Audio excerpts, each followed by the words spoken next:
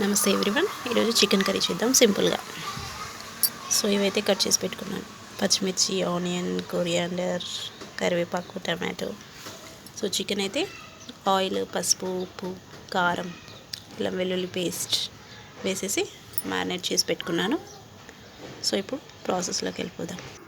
So కడాయిలో 3 స్పూన్ల నూనె వేసానండి. నెక్స్ట్ లవంగా, పట్ట, ఇలాచీ వేసాను.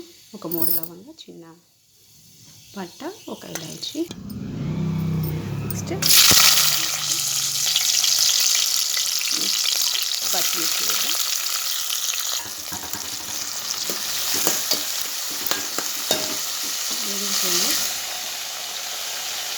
మగ్గనిద్దాం. మగ్గిన తర్వాత చికెన్ వేద్దాం.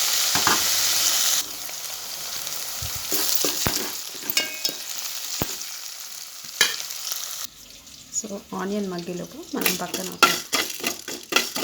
ఒక చిన్న మసాలా రెడీ చేసుకుందాం. దీనికి ఒక 3 లవంగాలు, 2 యాలకులు, ఒక స్పూన్ దాన్ని వేపుకుందాం. ఇవి డ్రై రోస్ట్ చేసుకొని వీటిని గ్రైండ్ చేద్దాం. నేనైతే చిన్న రోకలిలో దంపుకుంటాను.